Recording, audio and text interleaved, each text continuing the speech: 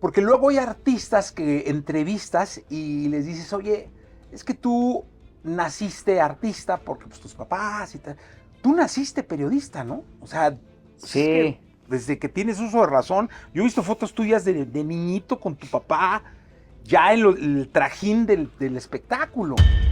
cuando yo dejé el diarismo para irme a las revistas, presentar el divorcio de Martín Fabián con Ana Ana Bárbara. Bárbara. Todo el mundo piensa que el reportero es el eslabón más bajo y al final es el que empieza construyendo todo, cualquier tipo de carrera, y el que también puede echarle la última pala de tierra al artista o a un proyecto.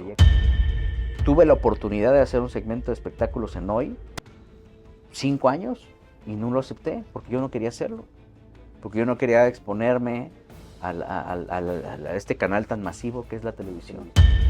Todo el mundo tiene derecho constitucional de demandarte y de ejercer ahí, ¿no?, sus derechos. Pero hasta que llega, pues ya te empiezas a preocupar porque ya te das cuenta por qué te llega y cómo te va. A los 15 días que se cae el avión, y Jessy con Jenny, con el abogado y con todo el mundo. Y entonces dije,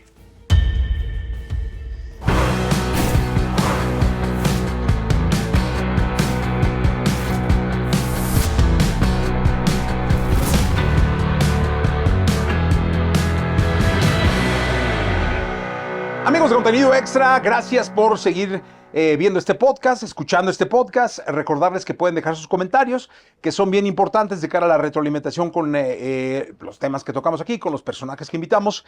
Y hoy, además de uno de los profesionales más importantes que tiene el entretenimiento en México, un gran amigo, hombre al que respeto, admiro y quiero hace mucho tiempo, con el que he compartido micrófonos, eh, comidas, fiestas y demás. Y que les voy a decir una cosa, a lo largo, este es un podcast de nicho, especializado en la música, en el entretenimiento, y a lo largo de más de 100 episodios no habíamos tenido la precaución o el cuidado de traer a un periodista de espectáculos, en toda la extensión de la palabra, porque lo venía pensando ahora que venía para acá. Gil Barrera es periodista hecho, o sea, como debe ser. Y está Gil con nosotros. gracias, mi Jessy, muchas gracias. ¿Cómo estás, mi querido Gil? Bien, mi Jessy, pues contento de estar en este espacio que es tan valioso para la industria y muy halagado por la invitación. Oye, mi querido Gil, ahí te va. Venía pensando una cosa, porque luego hay artistas que entrevistas y les dices, oye, es que tú naciste artista porque pues, tus papás y tal. Tú naciste periodista, ¿no? O sea, pues es que Sí, desde que tienes uso de razón, yo he visto fotos tuyas de niñito con tu papá, ya en el trajín del espectáculo. mi padre fue un periodista muy importante en la industria del entretenimiento, en espectáculos, en la época en la que había unos tirajes brutales en cuanto a medios impresos. Él hacía radio, hizo televisión, y durante muchos años fue director de un periódico que se llamaba Ovaciones, bueno, que se llama Ovaciones, pero que en su segunda edición tenía una fortaleza impactante. O sea, todo lo que ahí se plasmaba, independientemente de lo que podría generar en la industria, en el México de esa época, pues también tenía una penetración importante en las audiencias. Estoy hablando de que un tiraje de Ovaciones era de 250,000 ejemplares diarios, Jesse, diarios. Y entonces, eso era brutal. Tú veías, a mí me tocó crecer en las redacciones justamente por este cobijo que me dio mi padre, y me ayudó pues a entender un poquito la industria en muchos sentidos, ¿eh? Me tocó ver los grandes tirajes y cómo apilaban los periódicos uno sobre otro y hacían unas filas de 1,5 metros, 2 metros de altura, y hasta arriba iba uno de los voceadores sobre una bicicleta para llevar y distribuir ese periódico en varias zonas de la Ciudad de México, ¿no? Era una época completamente diferente. Oye, Gil, y por supuesto que me imagino, conociéndote además, nunca dudaste en ser otra cosa. No, no, la verdad es que no le dudé porque pues yo de niño hacía mis programas imaginarios de radio, ahora serían podcasts, en una grabadora que me regalaron, y ahí grababa y todo eso, hasta que en una ocasión se abrió una convocatoria para hacer radio en Radio Fórmula. Radio Fórmula, antes de ser hablada, fue una estación musical muy fuerte que apalancaba los lanzamientos de discos Orfeón, con esta visión que tenía don Rogelio Azcárraga, y hubo una etapa en la que pues la moda de la música juvenil e infantil estaba a todo lo que daba.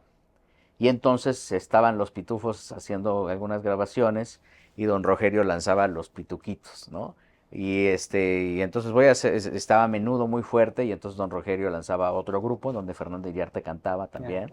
Este, y hacía este tipo de productos y pues para canalizarlos tenía sus emisoras. Y entonces, en una ocasión, en este auge de música infantil, abre una barra infantil en Radio Fórmula, en la 970 de AM, y a mí me toca el privilegio de tener una hora de aire diario de 3 a 4 de la tarde durante 3 años, 2 años y medio. Wow. ¿Cuántos tenías? 8 años. Uy, no. Entonces, yo estaba acompañado de locutores de cabina, querido Salvador Escobar, Guillermo Mejía Llosas, instituciones del micrófono, que por el tema del sindicato, pues no podían permitir que hubiera un niño hablando, no había tantas licencias como ahora, y bueno, pues tenía yo que compartir, más bien, tenía el privilegio de compartir con estas instituciones del micrófono, pues una hora de transmisión, y era cabina. Para yo darle desde esa época un movimiento a lo que hacía, pues me puse a hacer que horóscopos para niños, productos que pudieran ser atractivos para esa audiencia, y un poquito pues reflejado en lo que mi papá y mi mamá hacían como periodistas, porque los dos trabajaron en medios impresos. Entonces era la forma en la que yo construía mis propios contenidos. Te estoy hablando de 1982. Y de ahí a la fecha. Hice muchas cosas en Fórmula, después hice otro programa sabatino, que era una parodia de Batas, Pijamas y Pantuflas, que también fue un clásico de la radio. Clásicas. Y era para niños y se llamaba Batitas, Pijamitas. una cosa así. Y eso lo hacíamos 3 horas de aire diario en la 1470 de las 9 a las 12 del día. Con otro locutor y pues hacíamos dinámicas y juegos y todo ese tipo de cosas, ¿no?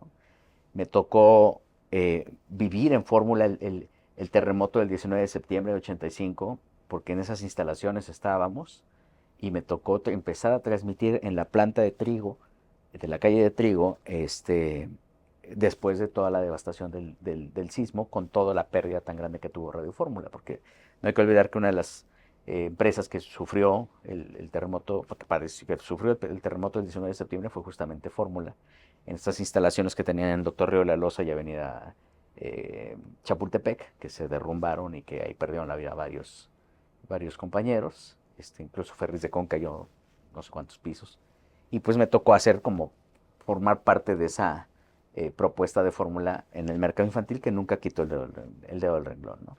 Oye, ¿y alguna vez te pesó el legado de tu papá? No, fíjate que yo siempre lo arropé, porque como convivía con él y como él me llevaba y me traía, me quedaba claro que me daba las facilidades. Te estoy hablando de una entrevista, por ejemplo, de Vicente Fernández, hablando de lucha libre, ¿no? Y yo sabía que esas facilidades eran por él, ¿no? Porque al final, pues era mi papá, ¿no? Claro. O sea, yo no lo veía con la relevancia que tenía como profesional, yo lo veía en la casa, pues en chanclas, ¿no? Claro. Y cocinando, que era una de sus pasiones. Entonces, no te pesa cuando lo arropas y cuando se arropan los dos, ¿no? Que eso fue lo que me pasó. Oye, ¿y cuándo decides ya meterte de lleno al periodismo? Sigo trabajando en Ovaciones, fui reportero en algún momento, hice cosas para el Diario de la Tarde, para el Diario de México, y cuando él muere cuando yo tengo 19 años, pues prácticamente viene como ya el mensaje claro de, bueno, pues ya no está, ahora qué vas a hacer, ¿no? Y entonces cuando yo decido seguir trabajando en esto, buscando oportunidades, tocaba la puerta de amigos de mi papá y me decían, pues mi amigo es tu papá, tú no. Entonces no me daban chamba, ¿no? Hasta que pues tocaba otra puerta donde decía, bueno, pues yo te arropo y vamos a hacerlo, ¿no? Vamos a apoyarte. Prácticamente así fue como me fui construyendo. Oye, ¿y cuál fue el primer medio o la primera chamba ya formal de periodista de En espectáculos? el Diario de la Tarde se llamaba, un vespertino. Ajá. Vespertino que tenía una venta bastante fuerte con la querida Lilia Arellano, que era directora, y con ella estuve pues, haciendo todo el tema.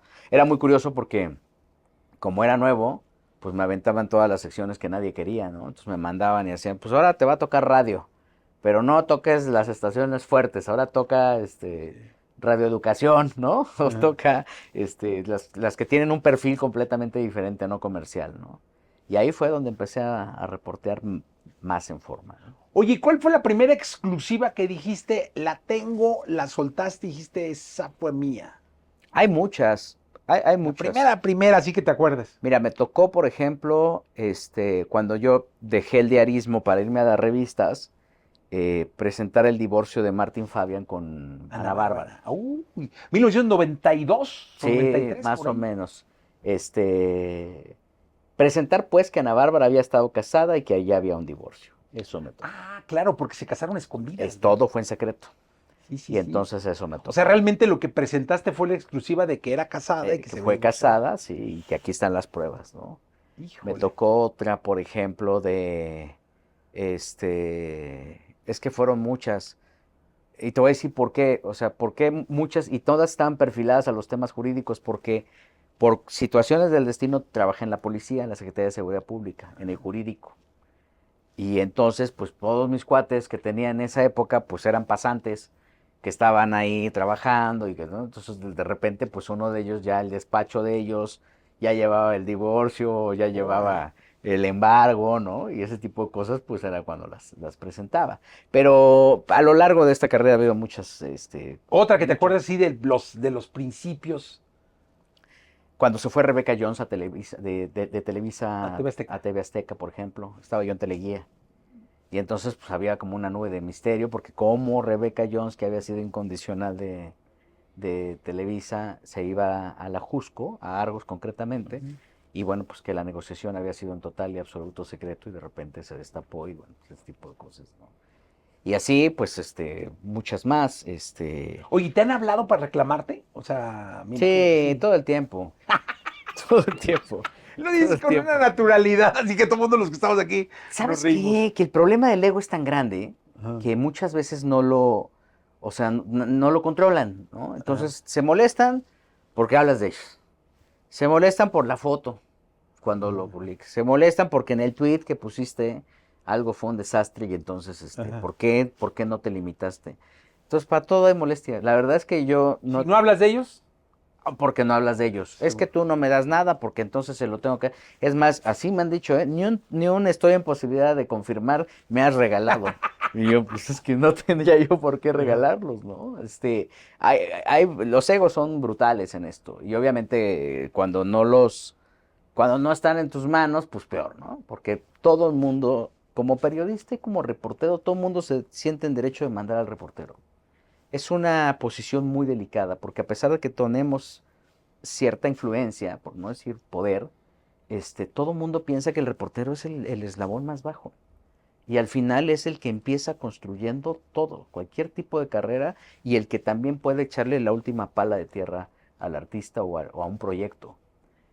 Ese es el gran problema con los reporteros, y ese es el gran problema con la gente que está dentro de este medio, que no termina de visibilizarlos porque los ve como alguien que nos va a ayudar. Ah, háblenle a los reporteros para que nos hablen con esto, para que nos Ujú, ayuden con esto. Ahora que se vayan los reporteros porque pues ya no nos va a alcanzar el alcohol y tenemos que dárselo a nuestros clientes. ujú. Ese es el tema. Y el trabajo del reportero realmente es muy digno. Jessy, tú puedes estar desayunando en Palacio Nacional, puedes comer en el mejor restaurante del planeta, de la ciudad, en el hotel, el restaurante más exclusivo de la ciudad, y cenar en uno de los eventos al que quieren ir todos. Pero te tienes que ir antes de las 12 porque te cierran el metro, porque vives lejísimos, porque te pagan una miseria. Y ese es el reflejo de los reporteros. Por eso no todos quieren ser reporteros, prefieren ser influencers, ¿no? Claro. Oye, que ese es un tema. De unos años para acá, digamos, pospandemia puede ser, que no lo ubico, bueno, sí, pero yo más bien se detona pospandemia, o sea, del 2020 para acá. Este asunto del periodismo de espectáculos se ve tocado por la gran cantidad de personajes, llámense influencers o no, que surgieron del YouTube o del Facebook o del TikTok o del Instagram, pues teniendo sus blogs donde daban notas de espectáculos, criticando o no, y tomaron un cierto auge, un cierto alcance, y eso les dio un cierto poder, sin que fueran periodistas como tal, ¿no? Sino asumiéndose ya en una función o con un poder que a muchos les costó muchos años. ¿Qué piensa Gil Barrera de eso? Pues que es muy lamentable porque, mira, si pudiéramos tener, ahora con la inteligencia artificial seguramente se va a lograr. De todas las palabras que te dice un influencer, todos, te estoy hablando del 99.5%, todas traen faltas de ortografía. Todas están totalmente lejanas de una construcción gramatical correcta. No saben expresarse. Y entonces, obviamente, la diferencia del reportero justamente parte de ahí, de que trae, pues cuando menos, mayor lectura y mayor kilometraje en lectura, ¿no? que muchos más. Entonces, creo que al final es una moda que va a ir moldeándose, y en su momento muchos querían ser como Fabiruchis, muchos querían ser como Pepillo, y al final, pues todo va tomando un cauce. La responsabilidad del reportero y de los que estamos dentro de este medio ahora es entender que a pesar de que tenemos las herramientas para hacer periodismo con los géneros específicos de la entrevista, de la crónica, pues somos infoentretenedores. O sea, nuestra posición ha cambiado de reportar a ser infoentretenimiento, particularmente los espectáculos, ¿no? Y ese es el tema. Los que traen ahorita, pues no tienen, yo no he encontrado un influencer que sepa escribir. En serio, o sea, les digo, a ver, vamos a hacer algo escrito. No, mejor te lo cuento en un video. No, o sea, quiero ver, y por ejemplo, la gente que trabaja conmigo te lo puede decir. Yo no recibo mucha gente para que, o sea, afortunadamente hay mucha gente que confía en mí para trabajar, pero yo lo primero que hago es hacerles un examen. Y el examen son 8 páginas muy estrictas con cosas que pueden ser muy cotidianas para nosotros, como dime el nombre completo de Doña Cuquita.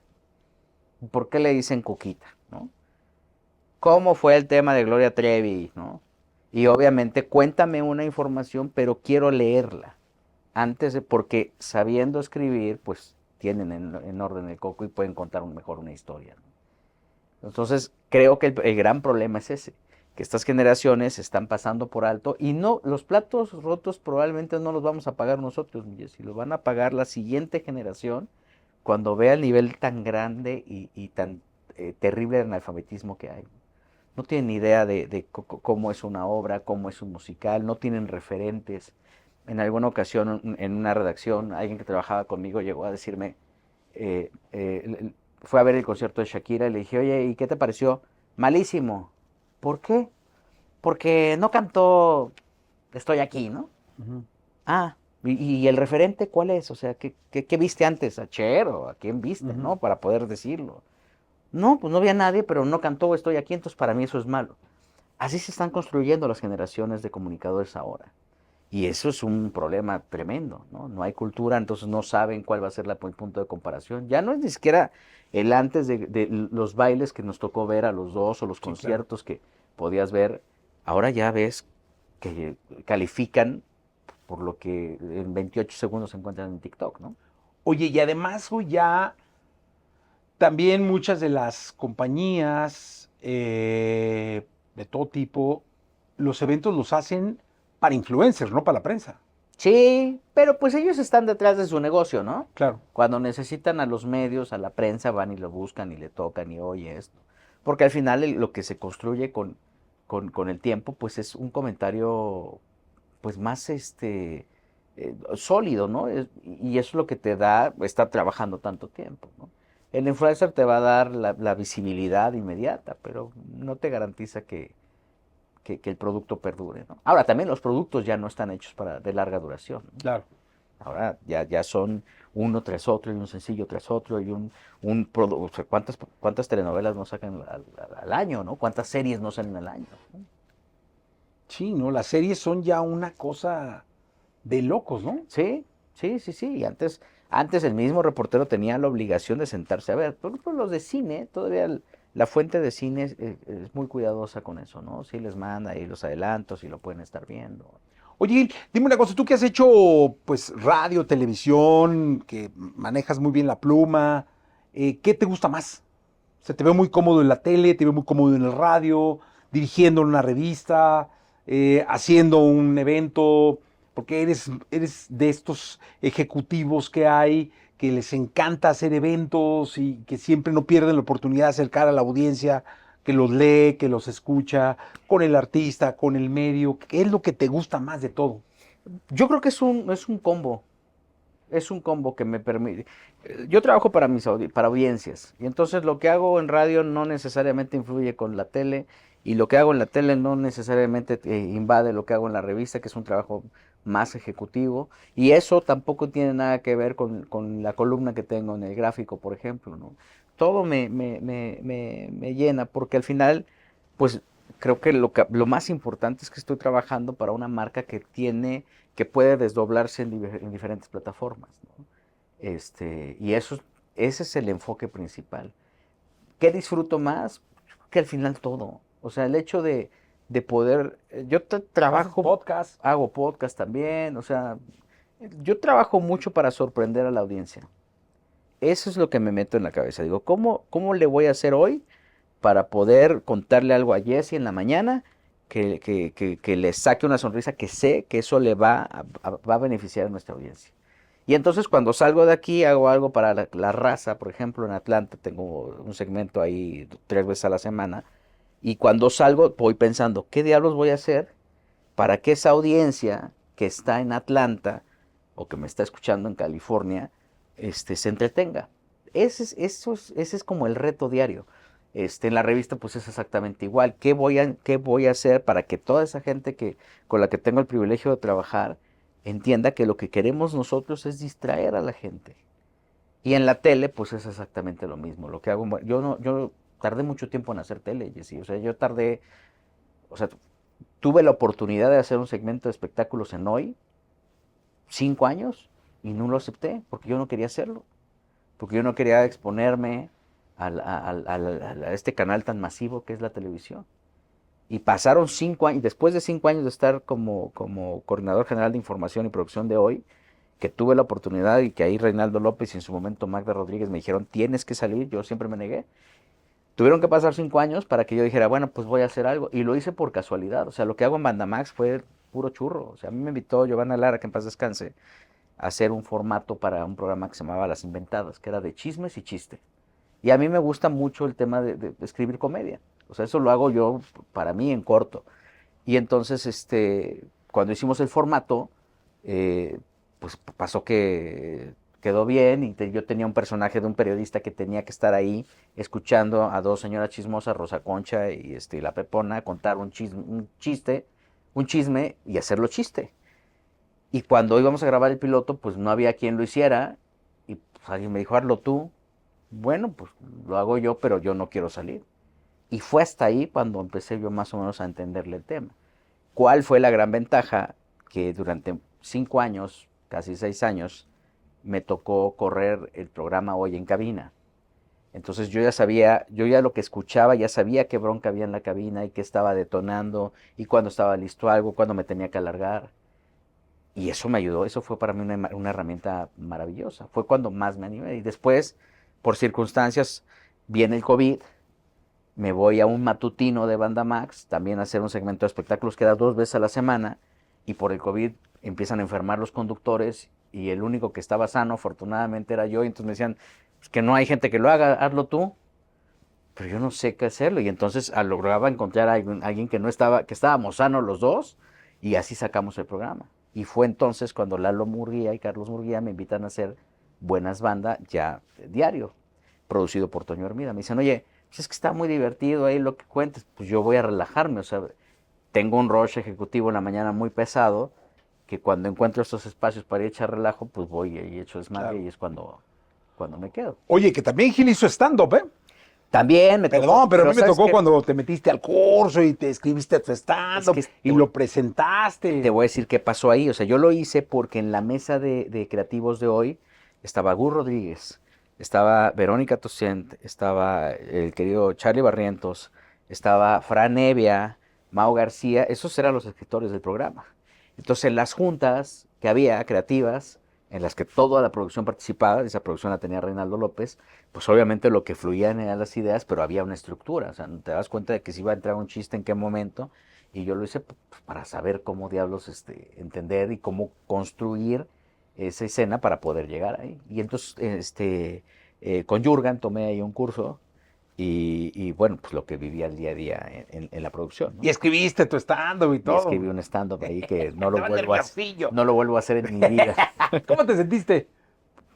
Mal, o sea, fue muy chistoso porque me tocó abrir esa jornada las rutinas. Y entonces, cuando lo conté, me fue muy bien, afortunadamente. Digo, también cuando es una graduación, pues llegan todos tus cuates, Sí, sí, entonces te sí, vale. aplauden así por lástima, decir, ay, por Dios, ya bájenlo. Pero pero cuando bajé, fue catártico porque no paré de llorar. O sea, el momento en que bajo, me abraza un amigo y yo saqué todo lo que tenía que sacar. O sea, todas las emociones ahí salieron. Y era comedia. Entonces dije, bueno, al menos sirvió para algo, ¿no? Sí, sí, Para claro. depurar Para algo, sacar ¿no? todo. Sí, sí, sí. ¿Quién es el mejor periodista de espectáculos que ha dado la historia de México? No lo Para Gil sé. Barrera. No, pues yo creo que mi papá. O sea, mi papá está en una generación de periodistas muy importantes. Te estoy hablando de que la crítica valía y había un golpeteo fuerte y no había la crítica barata de ahora. Había una formación y si tú estás haciendo mal tu chamba, te decía, estás haciendo mal tu chamba por esto, esto y esto y esto, ¿no? Para mí Gilba fue un referente importante y hoy se sigue conservando y es para mí un privilegio haberlo conocido. Y te estoy hablando de una etapa en la que estaba el mismo Chucho Gallegos, a que también tengo un cariño grandísimo con él. Estaba Alfredo Ruiz del Río, que fueron los pioneros de las asociaciones de periodistas de entretenimiento. Tú llegabas, tú te parabas en cualquier lugar y decías, yo soy periodista de tal periódico, y no, mi Jesse, o sea, lo que quisieras. Claro. O sea, podías llegar, vaya, las grandes estrellas, estoy hablando de Camilo Sesto, Rocío Dúrcal, José José, Juan Gabriel, le tenían un respeto a los medios y le tenían un respeto a la pluma brutal, porque sabían que lo que ponían lo ponían con bases, ¿no? Y mi papá lo que hizo fue en su momento, pues, generar una corriente de crítica fuerte, ¿no? Que generaba muchos enemigos, sí, porque tenía un estilo muy Sí. claridoso, ¿no? Entonces, por ejemplo, las primeras fotos que se publican de este libro de Juan Gabriel y yo, donde se confirma que Juan Gabriel tiene una relación con otro hombre, pues los da a conocer mi papá. Okay. Te estoy hablando de los 80s, ¿no? Que eso era un escandalazo, ¿no? O críticas de que, por ejemplo, que esta nunca se la perdonaron, ¿no? Que Vicente Fernández le iba muy bien en las giras, aunque tuviera a sus hijos como angelitos, encueraditos y sin comer en el rancho, ¿no? Entonces, este tipo de cosas que en los 80s pues no se podían decir, pues se aventuraron a decirlo. Y esa corriente de periodistas creo que es la que se ve con tanta añoranza, porque, insisto, lo que vemos ahora está muy lejano de eso, ¿no? Sobre todo de la preparación. Sí, porque, insisto, y además tantos canales que hay hoy en día, avivan la improvisación y Exacto. avivan el que sea fácil decir sin una base, sin un argumento, sin una investigación, sin un trabajo detrás, ¿no? Hoy te puedo decir que para mí, o sea, el mejor es Gustavo Adolfo. O sea, para mí Gustavo ha hecho un trabajo muy bien, muy sólido, con sus excesos, como todos los hemos tenido, pero Gustavo tiene algo que no tienen los demás. Usa las bases que te enseñan en la escuela. O sea, sabe perfectamente de crónica, sabe perfectamente de entrevista. Y esto, o sea, todos los manuales de los que te dio Marín, lo que dio Leñero en su momento, pues te marcaban claramente cuál era el camino, ¿no? Y creo que Gustavo hace una chamba en todas las plataformas muy digna que tendría que tomarse con otro tipo de respeto. Pero como ahora hay mucha gente que ya toma el micrófono y que considera que con esto tiene ya la capacidad suficiente para hacer una crítica, pues me lo despedazan. Pero creo que él hace un trabajo muy digno. O sea, ahorita para ti, Para Gustavo mí sería... para mí es el mejor ahorita. Gustavo creo que tiene, insisto, hay cosas con las que no congenio, ¿no? Y se lo digo en corto, es mi compadre, porque además somos muy cercanos, pero sí le digo, no comparto, ¿no? O sea, creo que este enfoque no es, pero creo que es el que tiene más claro el tema del infoentretenimiento, cómo se aplica y evidentemente cómo llevarlo A de ver, la mano de lo que sabes hacer, ¿no? si llegaran y te dijeran, oye, Miguel, vamos a hacer una revista. Ajá.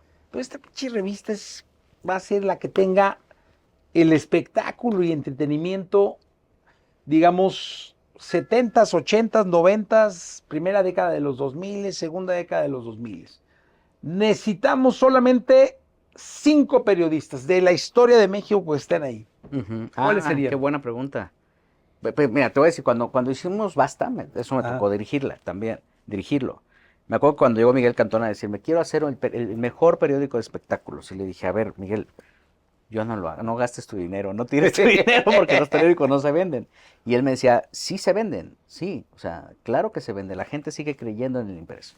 Pero de estos 5 periodistas históricos, yo creo que puede ser, pues evidentemente mi papá, puede ser Leopoldo Meraz, el reportero Cor, que fue Sí. un personaje muy influyente.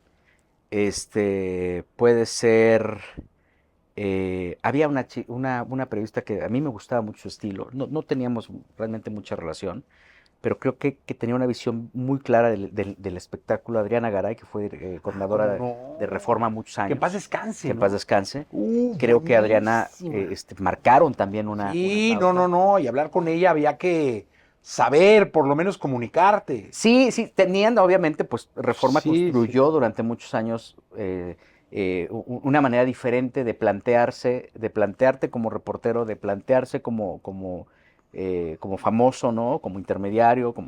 Creo que Adriana hizo en su momento un trabajo muy valioso.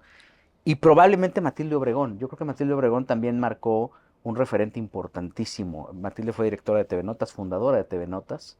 Que el proyecto de TV Notas es de Gustavo Adolfo, ¿eh? ¿Ah, sí? El proyecto se lo presentó Gustavo Adolfo a la gente de Notmusa y después creo que ahí tuvieron un rollo y ya Gustavo se compró misteriosamente un coche. ¿No? No, pero ese proyecto, o un traje, ¿no? Ese proyecto era de Matilde. Y yo creo que Matilde también marcó un referente y evidentemente Chucho Gallegos, ¿no? O sea, sería tu papá, Ajá. Gilba, Leopoldo Meraz, creo que Leopoldo ya me Meraz, pasé, ¿no?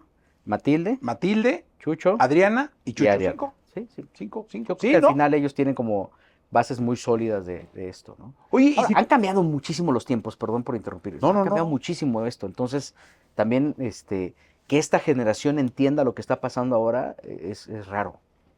No, totalmente. De hecho, no deben saber ni de los nombres que estamos. Bueno, los Matilde seguramente sí, porque es muy actual. Sí, sigue vigente. Adriana ya no está con nosotros. Ajá. Y el resto tampoco. Ajá. Oye, dime una cosa, ¿qué? Bueno, Chucho sí, no. No, Chucho, sí, ya me perdón, estás perdón. cafeteando. Perdón, no, Chuchito adorado. Oye, pero dime una cosa, dame tu opinión de Pati Chapoy.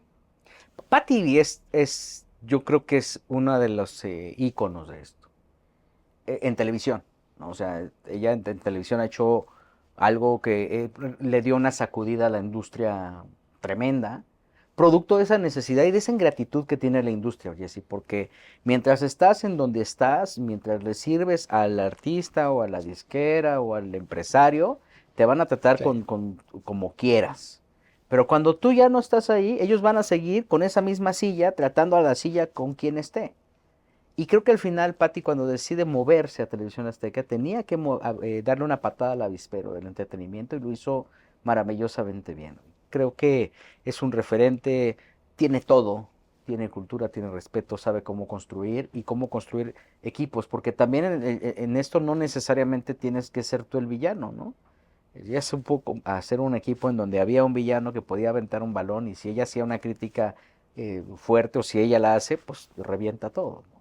Y para mí es un icono y es un personaje totalmente respetable, ¿no? O sea, incluso si es periodista, pero yo no la pondría en esta bandeja de periodistas. O sea, yo creo que es una comunicadora que tiene un peso trascendental por todo lo que construyó, porque se ha mantenido durante tanto tiempo, pese a los embates que sufrió, y el respaldo de su empresa, y porque al final también le dio a la mujer un lugar importantísimo. Sí, claro. Oye, dime una cosa, ¿te han demandado?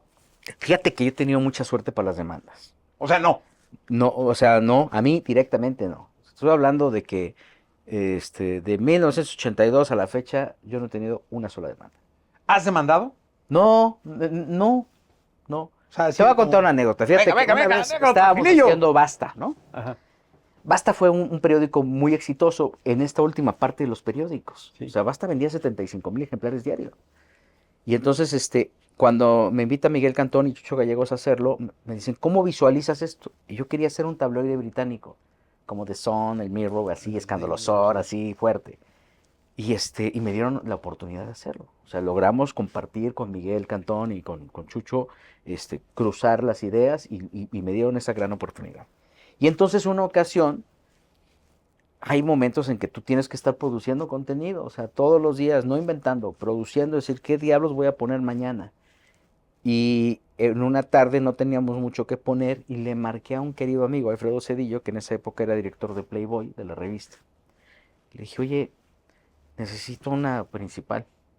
¿A quién vas a tener en los próximos meses? No, pues ya voy a tener a los mismos, ¿no? Las mismas celebridades. Y entonces viendo la televisión le digo, oye, ¿y no te gustaría Jenny Rivera? Jenny Rivera en Playboy va a ser un trancazo. Hay que convencerla nomás.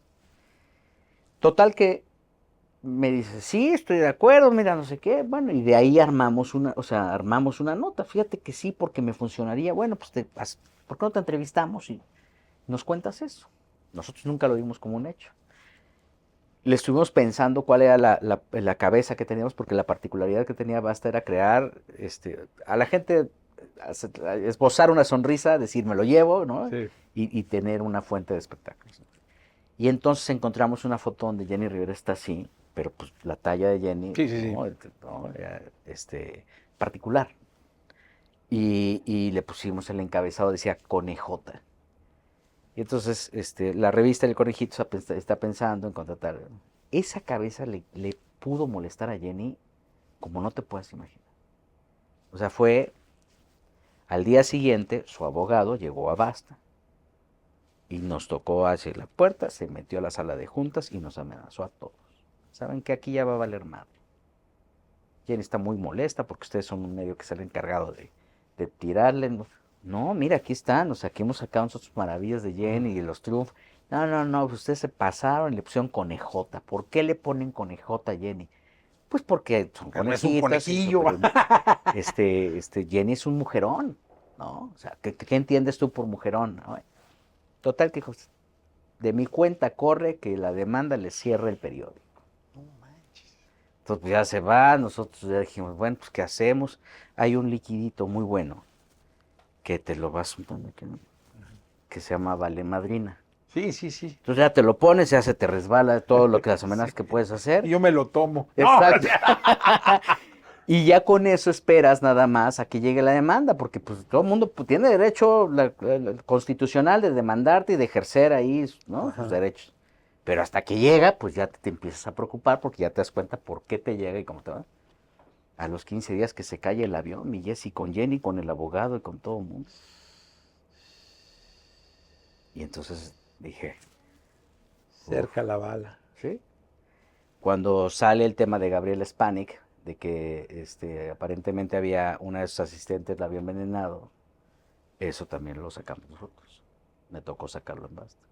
Y también llegó la demanda para todos, Jessy. Llegó para el que vendía el periódico, para el reportero, para el que tomó la foto, casi el diseñador, y el único que no venía en la demanda era yo. Entonces, pues benditos olvidos, ¿no? Y así, o sea, sí hay una fila importante de cosas. Afortunadamente nunca nos han ganado. Oye, ¿qué se siente? Porque, a ver, lo voy a cotorrear, ¿no? Aquí, yo he visto tu celular. He tenido la oportunidad de ver la galería de ese celular. Y hay unas cosas que dices, Dios de mi vida, ¿no? Y he sido testigo que muchas de esas cosas que he visto, que no estoy diciendo ni de quién son ni nada, pues si dijera, uff, La primera demanda sería, ¿no? has tenido que arreglar el problema, no diciendo, oye, mira, hay esto, la manera de arreglar, un poco fungiendo como control de crisis, ¿no? Ajá. ¿Qué se siente cuando te llegan unas fotos muy comprometedoras de alguien a quien le tienes un aprecio, que sabes que es una estrella y que de manera factible no te hace caso? Como que yo creo que te ha pasado. Sí, me pasó, pero fíjate que no me frustra. O sea, no, yo tampoco soy nadie como para venir a cambiar la vida de los demás. ¿Esas fotos ¿no? las mandas así o las enseñas? No, o sea, si a mí me llega algo muy, muy particular de un querido amigo, ¿sabes qué, Richard?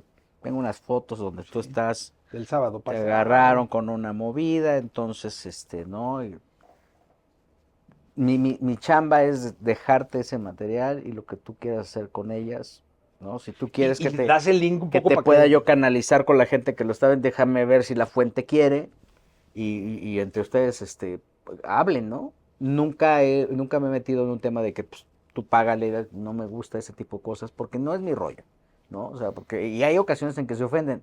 Es que debiste haberme dicho, a ver, espérate, si que agarraron saliendo de un hotel fue a ti, maestro, no, a Sí, mí, yo qué no, chinga culpa o tengo. entrando, ¿no? Y hay casos relevantes, o sea, a mí me tocó en su momento en Basta el tema de Ferris de con la novia, que ese fue un tema bastante fuerte, ¿no? Porque dices, híjole, mano, y la familia, y hay momentos en los que tú piensas en qué va a pasar, pero también, a ver, a Cuauhtémoc Blanco le pagaron muchos años por meterle goles del América a los Tiburones, ¿no? Y después se fue a los Tiburones y tenía que meterle un gol al América. Esta chamba es así. Y no es pensar en este tema tampoco de, es que qué falta de criterio, de tacto, es insensible. Pues, si las cosas se están poniendo y si son afuera, yo tengo dos políticas editoriales muy claras. O sea, de la puerta para adentro no me meto, pero si lo hacen de la puerta para afuera y se exhiben, ya no es mi responsabilidad. Y y nada que no pueda explicarle a un niño. Nada. Porque también entiendo como papá tú vas caminando y eso era una. A mí me tocó dirigir Teleguía, por ejemplo, y luego TV y novelas. Claro. Y era un cambio tremendo, o sea, de una revista totalmente familiar a una revista un poco más fuerte. Pues yo tenía la obligación de que como lector, si tú estás scrolleando algo, se te acerca a tu hijo, tengas la libertad tengas la facilidad para explicarle algo. Ese es el tema. Y si te empiezas a arrepentir, pues hay muchas cosas que no están en tus manos. Yo quisiera cambiar el mundo y que fueran noticias muy positivas, ¿no? O entonces cuando dicen, no, es que se meten en la vida privada, no porque tú estás hablando de la puerta para adentro no te metes, pero sí hacen Es que cosas de la puerta para depende afuera. qué es Sí. la vida privada, ¿no? ¿Qué es para usted la vida privada? Para La- ti. Para mí la vida privada es lo que puede ocurrir de la puerta para adentro y de la cintura para abajo. Órale. Para mí eso es la vida privada, Ok. ¿no? De la cintura para arriba no, porque la cintura para arriba estás muy expuesto y es cuando te expones. Ok. Pero yo creo que ese es el argumento. Es que ustedes invaden mi privacidad. Pues sí, maestro, pero tú también te muestras. Y entonces a lo mejor sí puede haber un choque, decir, pues es que es muy subjetivo. O sea, nunca se meten a las casas de nadie. Ya no lo puedes hacer, antes sí. Una Ujú. vez me acuerdo en casa de Luis Miguel, íbamos a tomar unas fotos, ¿no? Entonces, novatos, un querido paparazzi Armando Mota, que así se llama, y yo nos fuimos a hacer fotos a la casa de Qué Luis nombre, Miguel. ¿no? Armando Armando Mota. Mota, sí. Y un vato así forjado. Sí, Armando, sí. Y entonces, a nosotros se nos hizo fácil subirnos a la barda de la casa de Luis Miguel en Acapulco para tomarlo más, ¿no? Pues no habían pasado ni 3 minutos, mi Jessy, cuando ya teníamos una horda de guardaespaldas afuera, todos así como de la misma tribu, todos, así, ¿qué hacen ahí? Bájense. Pues como pudimos nos bajamos.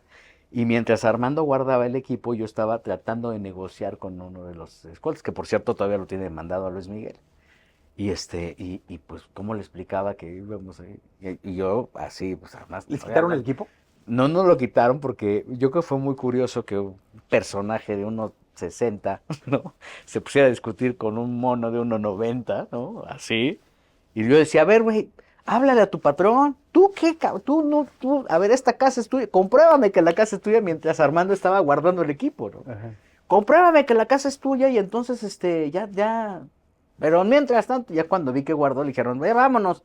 Entonces, no sabe, ¿no? Logramos sacar 4 imágenes ahí malísimas, pero al final, pues, o sea, ahí sí, nosotros tenemos que reconocer que nos estábamos trepando una barda ajena y ahí nos metemos. Ahora, afortunadamente, hay mucha legislación.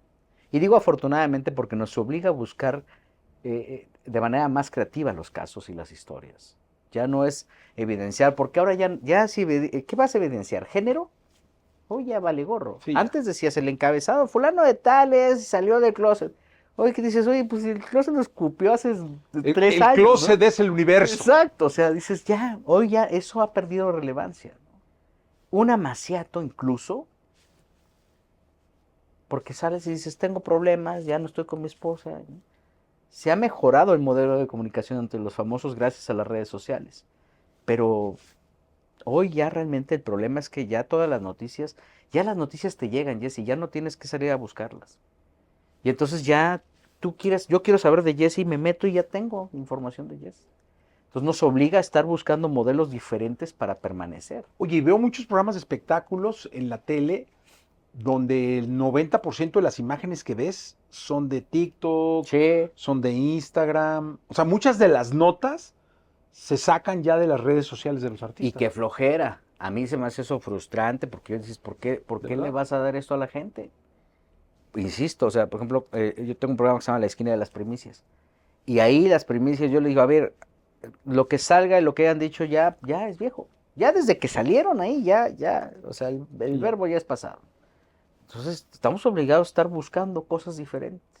¿Y quién te da las historias diferentes? Pues los mismos protagonistas o el enfoque que editorialmente tú le das. Y es algo que, por ejemplo, tú has hecho muy bien, Jordi lo ha hecho muy bien, o sea, al final van y cuentan las historias y entienden esto y se vuelven una competencia más para quienes hacemos este tema de entretenimiento, ¿no? Claro. Oye, y este tema de los likes, de los shares, para un medio, por ejemplo, como TV y novelas, que están en papel, que buscan una distribución, una venta, pero que también en redes sociales necesitan encontrar que permee el tema del alcance. ¿Cómo manejas esa doble No- Nos, nos, cobertura? No sé si llamarlo así. es que sí, nos obliga a tener contenidos, aunque sea la misma vaina, nos obliga a tener contenidos diferentes para cada mercado.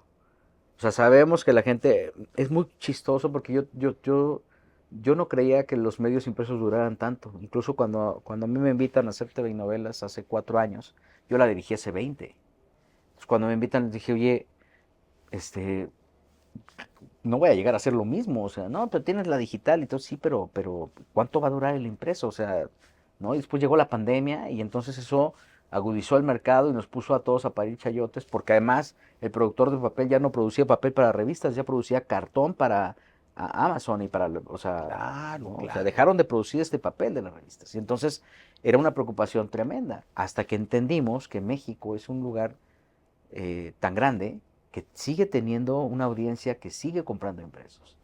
Ya es de minoría, pero pasa como con los libros, ¿no? O este desplazamiento que cuando surgió el Internet dijeron que iban a tener los medios impresos. El INEGI acaba de sacar un estudio donde decía que, por ejemplo, los periódicos ya se leen menos, ¿no? Y ellos son los que tienen una bronca tremenda porque pues siguen saliendo, aunque ciertas marcas les encanta salir en el impreso. A mí me lo dicen varios empresarios, me dicen, oye, pero sácame en el impreso. Y yo, pero Yo aquí no he con esto que... podido acoplarme a leer digital. Hace cuenta, yo sigo teniendo el libro y sigo disfrutando mucho el rayar, porque yo digo, pues Ujú. pinche libro es mío, porque no lo voy a Sí. marcar o a hacer, ¿no? Porque no hay que tocar, no, hombre, yo subrayo y pongo anotaciones, pero disfruto muchísimo el papel. Yo por cada libro impreso que leo, y mira que trato de leer lo más seguido posible, o sea, tengo un buen nivel de lectura, creo. Por cada libro impreso que leo al mes, leo 3 digitales. O sea, que es mucho más sencillo. Sí, pero yo no puedo. O sea, no sé, me pasa que yo estoy muy acostumbrado al Ajá. papel. ¿Quién sabe? Al final, Voy a digo, ir acostumbrando a mi gil. El audiolibro sí, ¿eh? Me encanta el audiolibro. el audiolibro, que también tiene un mercado importante, que Sí. tampoco ha detonado, ¿no? Pero, Pero ¿no han pensado hacer por ser la audiorevista? pues están los podcasts, ¿no? Ah, cierto. O sea, ahí tenemos Sí. los podcasts. Yo creo que al final lo importante es darle a la gente lo que está buscando, y si sigue buscando el impreso, que ojalá y siga y subsista y nuestros nietos la conozcan, ¿no? Y lo disfruten. Hace poco me fui a una convención con mi hija. Yo tengo 2 hijos. Y,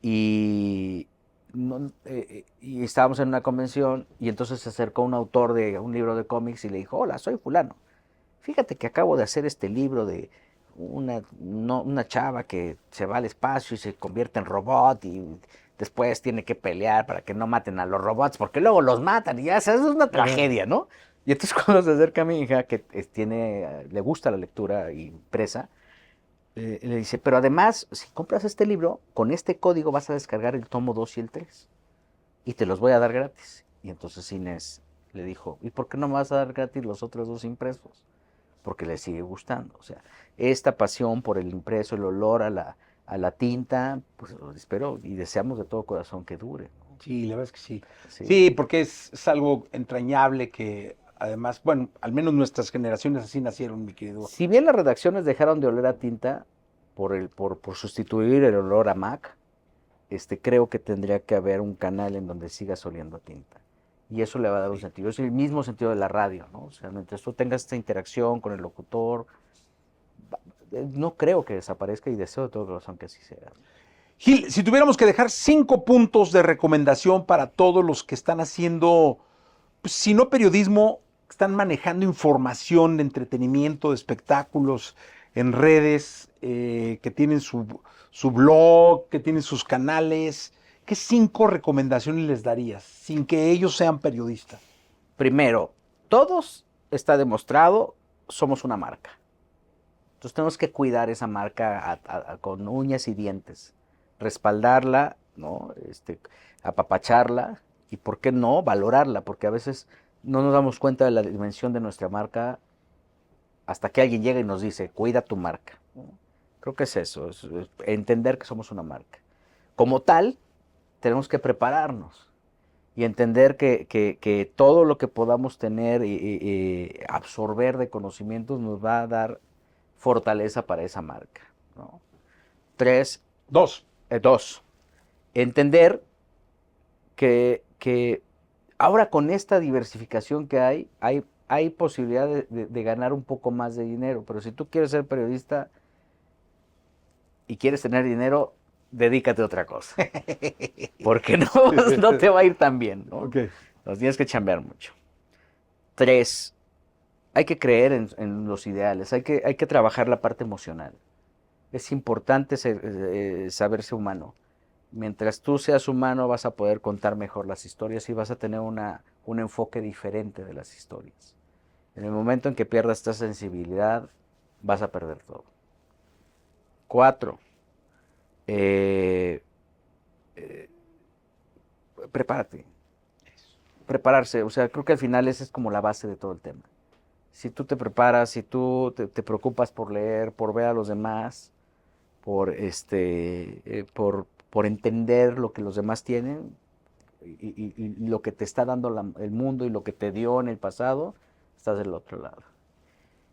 Y creo que la quinta, que para mí es muy importante, creo que la mejor crítica que puedes hacer es la que puedes hacer sobre ti. Sí. Porque en este medio siempre va a haber alguien mejor. Entonces, si siempre va a haber alguien mejor y quieres que te vaya bien, rodéate de esa gente mejor para que te haga crecer. Totalmente. Y entender que con eso tú puedes tener críticas muy, muy particulares sobre cómo puedes perfeccionar lo que estás haciendo para llevártela mejor. Y podría agregar una sexta, Jesse. No te la creas. Eso. El artista ni es tu amigo, le vale. Las empresas que están alrededor de los artistas, pues, te buscan porque te necesitan, te necesitan, ¿no? Y creo que... El manager no es tu amigo. Sí, o sea, el manager no es tu amigo, ¿no? El de seguridad no te va a dar la atención porque es tu amigo, te va a dar la atención por lo que le representas. Oye, es que este es periodista, pues pégale, pero despacito, ¿no? Pégale con cuidado, ¿no? No te la creas, o sea, todo lo que tengas alrededor está bien y ni te lo vas a llevar. Sí, totalmente. ¿No? Creo que por ahí. Gilillo, gracias. Y Jesse, muchas gracias. De verdad, un placer tenerte acá. Tendremos que hacer una segunda emisión. Ya, pero ahora sí con... Sí, ese es esos fuertes. Muchas gracias a todos. Gil, tus redes. @Gil Barrera, ahí me encuentran en X, ¿no? Antes Twitter, ahora no sé. Sí. Soy Gil Barrera y pues si quieren conocer un poco más de mí, ahí me pueden darse una vuelta. Y en Gil Barrera Informa, ahí tengo ahí chismecitos y cosas así. Y bueno, pues los demás medios, siempre abierto y dispuesto para que digan algo. ¿Les puedo dar el teléfono de Jesse si quieren hablarle? No, gracias, hasta luego. Dejen sus comentarios.